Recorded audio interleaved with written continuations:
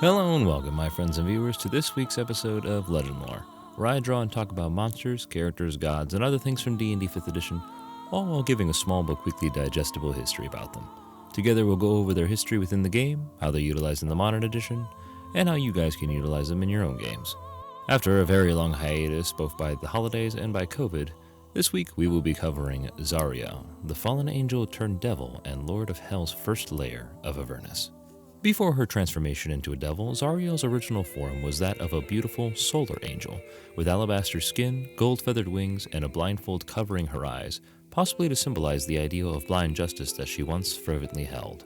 After her descent, however, a halo of fire sparked atop her head, her skin turned pale and gaunt, and her wings became membranous and scorched with hellfire. She removed her blindfold to reveal burning, white-hot eyes, and in the fall she lost one of her hands that was replaced by a chain-linked flail. Zariel was a war general unmatched in fury and skill, judging most based off their combat prowess and the lengths that they're willing to go to achieve victory. She always preached martial discipline and was always the first one to step on the battlefield, leading the charge alongside her troops in a zealous, berserker-like fervor. As per Hell's nature to corrupt, Zariel's once trusting and calm nature was warped into paranoia and a short temper, causing her to be unpredictable, unforgiving, and oftentimes making decisions that were colored purely out of her emotions. She also is one of the few archdevils who is not keen on playing into Hell's politics, a stark opposite to the archdevil who originally held her position, the diplomatic and cunning Bel. Despite this, however, Zariel holds a level of idealism in mortals and in herself, believing that her sacrifice and descent will be worth it when she can end the eternal blood war between devils and demons. Once it does end, angels may finally be able to bring their heavenly might down upon the weakened victor, whoever it may be. This often shows as reflections of her past, some moments of regret for leaving the angelic host, and some small hints of sorrow in regards to the acts that she has done to become the powerful archdevil that she was. Zariel was best known amongst the archdevils for her unparalleled skill in martial combat. The fiendish powers granted to her by becoming an archdevil and her fall to the hells accentuated her already considerable power base, allowing her to conjure balls and walls of fire at will, coat any weapons that she wielded in hellfire, and to cause anyone that she stared at to spontaneously combust. Zariel could also cast a spell Finger of Death 3 times a day, and could inflict poison, disease, blindness, and many other horrid afflictions with a single touch of her hand. In terms of her equipment, Zariel once wielded a heavenly longsword that was lost alongside her hand when she fell, which has since then been collected and hidden by her loyal general Yale and her Holophant companion, Lulu. The sword itself is sentient, and the celestial energy surrounding it was so powerful that a fortress was conjured around it to protect it from the evils of Avernus. Furthermore, the sword is capable of destroying almost anything, and upon finding someone that it deems worthy, could transform the wielder into an idealized, angelic version of their former mortal self. Finding the sword and presenting it to Zariel is one of the many avenues that the players could use to redeem her. Other weapons that Zariel wielded included the giant forged hammer Metalatok, which she took from the demon lord Kostashi, and the great flying basalt fortresses that she uses as mobile watchtowers over the shores of Avernus, manned by hundreds of devils and were able to be telepathically controlled by Zariel herself. Zariel's rule over Avernus was much more offensive than her predecessor Bel, who kept a much more protective and defensive position. Many denizens of the First Lair were power-hungry warlords that Zariel opted to let destroy each other, so as to not distract her from prosecuting the blood war. To this end, she kept a particular arrangement with a night hag by the name of Mad Maggie, being that if Maggie kept the other lesser warlords in line, then Zariel would leave her alone to live as she would within Avernus. Zariel's immense hatred for the politics in Hell and refusal to align with other devils made her a pariah within the infernal caste system, and considering the stuff that they do, that's really saying something. This, along with her origin as an angel, were both used as justifications for other devils to scheme and overthrow her, and archdevils such as Despater and Mephistopheles both fear and revile her for her wrath and station as the lord of the First Lair. All the while, Asmodeus, the king of Hell, admired Zariel's passion for war, as well as her willingness to get her own hands dirty and lead her troops head-on into any conflict. Converting her from an angel to a fiend was one of his favorite achievements, even though Zariel still plans to destroy him once the blood war has come to an end. However, Zariel's most direct opponent is the archdevil Bel, the one who originally held the role of Lord of the First. Asmodeus made it very clear that they were to work together to protect Avernus, but it seems that Bel and Zariel are keen to do anything but that. Bel focuses on the production of infernal weapons, while Zariel actually deploys them alongside her legions, and Asmodeus' current support of Zariel means that Bel cannot directly challenge her, as all devils swear fealty to the infernal caste system and the will of Asmodeus himself. This is also another avenue that could be exploited in order to see Zariel be redeemed, as Bel would rather her ascend back to the heavens so that he may take up his role as Lord of the First once more.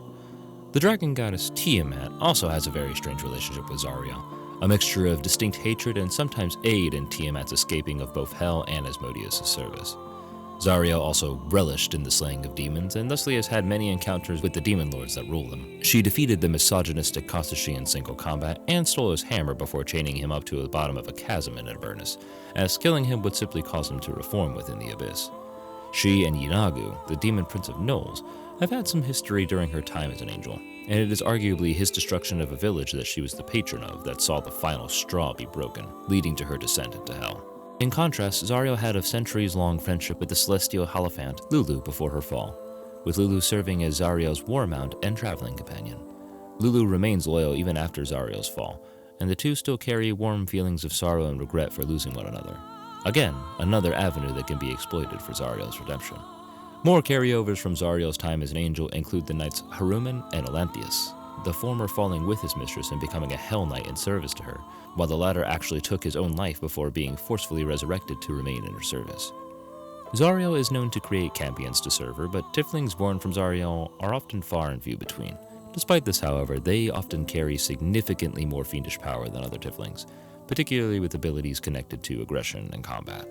In terms of how I like to portray Zariel in my games, according to the Forgotten Realms wiki, Zariel originally served the god Lathander, and if you guys know my portrayal of Lathander, as seen in his own legend lore linked in the description, Zariel could very easily be troubled and disillusioned with Lathander's machinations, as well as his attempts to try and control the world. I see Zariel as an angel who struggles with the idea of justice, as angelic culture has forced her to believe that justice was blind and served nothing more than a divine purpose. But she is the one who had to directly enact the acts of justice, and such was exposed directly to the horrors and the darkness of the world around them, particularly the horrid blood war between demons and devils, and the collateral damage that it caused on the material realm, which the angels are often charged with protecting. She would have brought her case before the angels and possibly Lathander, but was told not to get involved, and this, combined with all the other factors and Asmodeus' seductive influence, caused her to take matters into her own hands. She braved the pain and dismemberment of her fall, forsook her angelic vows, and made sure that justice had a very distinct face. Zariel in my world is only an archdevil out of necessity and nothing else, struggling to hold on to her angelic values while also dealing with the innate corruption of the hells.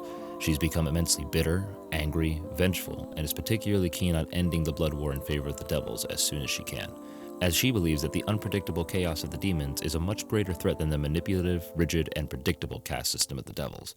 Asmodeus knows Zariel and is easily able to manipulate her due to her wearing her emotions on her sleeve.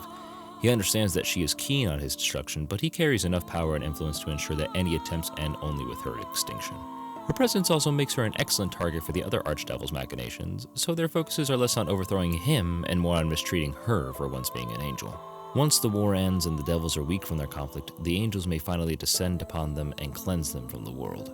And Zariel is very keen on that, even if it means that she is among those listed for destruction. Her knights and Lulu the Hierophant can both be allies and or foes on her journey for her redemption or further corruption, as Lulu and Elanthius would both love to see her return to angelic origins, while Haruman enjoys the cold slaughter of devilhood, and would be keen to prevent this from coming to an end. I personally have never gotten the chance to run Baldur's Gate Descent into Avernus, but I am very keen to try it, and I know that I would be very keen on having my players attempt to redeem Zariel back into her angelic form. I'm always a sucker for a good redemption story, and I believe that all of the good and evil NPCs would seek this goal for different reasons, such as Lulu, Belle, and the like, and it makes for a great adventure. If you guys have ever run Descent into Avernus, please let me know how it went, what you guys changed, kept the same, and what you guys did over the course of the module. Now, should your players make the very poor choice of challenging Zariel herself, her stat block is beefy and one of my favorite ones in terms of high-level monsters. She has access to Fireball, Invisibility, and Wall of Fire at will, and can cast spells like Blade Barrier, Dispel Evil and Good, and Finger of Death. Now, while your casters may have counterspell to deal with those spells, she also comes with a base high-level kit of magic resistance and legendary resistances, and her Devil Sight makes casting Darkness useless on her, and she also carries a hefty range of resistances and invulnerabilities. In terms of her attacks, she has her Flail, Horrid Touch, and her Hammer, Metallotalk. Use Horrid Touch if you guys want to poison, blind, or deafen spellcasters to render them useless. Use Metallotalk if you want to have heavy splash damage when your players group up, and use her Flail as her general attack to keep enemies on the edge of its 10-foot range. I personally would also like to give her the Flyby trait, so as to avoid any PCs who want to rely on spamming their use of the Sentinel feat to keep her in one place. And even then, she has a pair of legendary actions that she can use to both attack at a distance with her Immolating Gaze and maneuver without actually spending movement using her teleport. She also regenerates 20 HP at the start of every turn, so you won't really need to worry too much about her being brought down in one round. In regards to characters and plot hooks related to Zariel, there's literally an entire adventure that already explains why all the NPCs would want to help or hurt her in any way. so I do recommend checking out Baldur's Gate Descendant to Avernus for all that kind of cool stuff. However, I do have a magic item this evening, which we are calling the Blindfold of Zariel. This item requires attunement, and while wearing it, the wearer is considered blinded. However, while wearing it, the wearer gains 4 uses of the Paladin's Divine Sense class ability, and can cast the spells Detect Evil and Good once per short rest, and Dispel Evil and Good once per long rest. Additionally, the wearer can sense the alignments of those within 10 feet of them if they concentrate for 1 minute. I've included an item stat block in the description below. So that's Zariel, everybody. I want to thank you guys so much for sticking with me over the first year of Legendlore, and I'm very excited for the new things to come, which will be included in a video that I'll be uploading soon. It'll be covering the future of the channel, what changes I want to make, what other stuff I want to do, and a bunch of other cool stuff. If you guys like the video, please like and subscribe and press the bell icon to be notified of all future videos, and please let me know how you guys have used Zariel in your games, and what other things you guys would like to see in upcoming videos. Until then, I'll see you guys next time.